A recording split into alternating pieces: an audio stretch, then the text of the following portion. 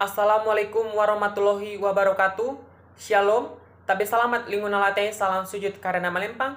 Adil Katalino baca ramin kasaruga basengat kajuwata. Perkenalkan, nama saya Clinton Saputra Storus, NIM 1930 20 20 20 18, angkatan 2019 dari Program Studi Pendidikan Bahasa dan Sastra Indonesia. Pada kesempatan pada hari ini, saya akan membahas tentang materi pembelajaran pemahaman tentang micro teaching. Untuk materi yang pertama yaitu saya akan membahas tentang perencanaan pembelajaran mikro. Pembelajaran mikro atau micro teaching secara teknis bertolak dari asumsi bahwa keterampilan-keterampilan mengajar yang kompleks itu dapat dibagi menjadi unsur keterampilan yang lebih kecil. Setiap jenis keterampilan dasar mengajar tersebut dapat dilatih lebih jauh lebih efektif dan efisien melalui pembelajaran mikro dibandingkan dengan pendekatan lain yang dilakukan sekaligus dalam situasi pembelajaran yang sebenarnya. Nah, jadi untuk melaksanakan proses pembelajaran dan latihan penampilan mengajar melalui pendekatan pembelajaran mikro tersebut, terlebih dahulu kita harus melakukan dan membuat beberapa persiapan. Tentunya persiapan tersebut pada intinya terdiri dari dua bagian. Yang pertama, penguasaan konsep atau teori pembelajaran termasuk jenis-jenis keterampilan dasar mengajar yang akan dilatihkan. Kedua, persiapan fisik yang menyangkut dengan sarana dan prasarana pembelajaran yang akan mendukung terlaksanakannya pembelajaran mikro. Nah, materi berikutnya yaitu pemahaman terhadap hakikat perencanaan pembelajaran secara umum sangat penting. Karena menurut PP nomor 19 tahun 2005 bahwa pembelajaran harus direncanakan. Selanjutnya dalam PP tersebut dijelaskan bahwa bentuk perencanaan pada dasarnya terdiri dari dua, yaitu silabus dan rencana pelaksanaan pembelajaran atau RPP. Melalui pembahasan hakikat rencana pelaksanaan pembelajaran dan aplikasinya, dalam pembuatan rencana pelaksanaan pembelajaran mikro, Anda diharapkan dapat yang pertama, memahami hakikat perencanaan pembelajaran sebagai pedoman operasional pembelajaran. Kedua, memahami terhadap komponen-komponen dan prinsip-prinsip pengembangan rencana pelaksanaan pembelajaran. Ketiga, terampil membuat atau mengembangkan salah satu model rencana pelaksanaan pembelajaran mikro. Baik, materi berikutnya yaitu tentang hakikat perencanaan pembelajaran. Perencanaan dapat diartikan sebagai proses penyusunan berbagai keputusan yang akan dilaksanakan pada masa yang akan datang untuk mencapai tujuan yang akan ditetapkan. Gafar 1987. Ada tiga hal penting dari pengertian perencanaan tersebut, yaitu yang pertama, proses penyusunan keputusan, yang berarti perencanaan adalah membuat atau merumuskan perkiraan keputusan yang akan diambil atau rencana ketetapan yang akan menjadi pilihan pada saat rencana itu dilaksanakan.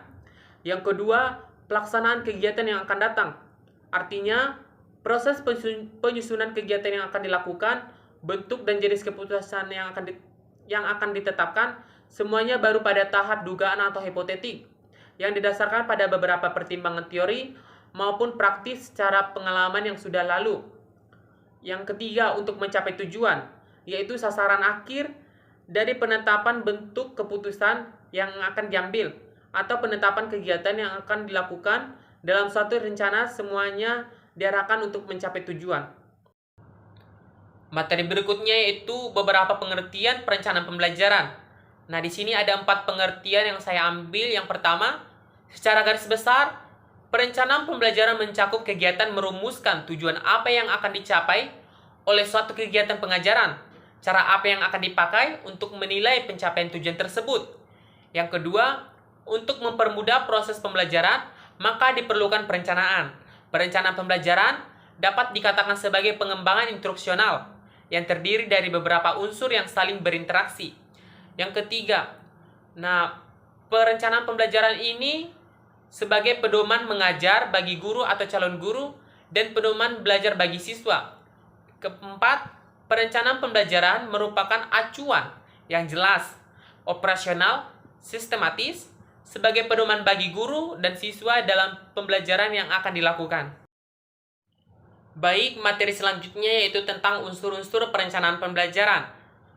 Pembelajaran adalah merupakan suatu sistem, dan sebagai suatu sistem, maka pembelajaran memiliki komponen-komponen yang saling terkait, mempengaruhi dan ketergantungan.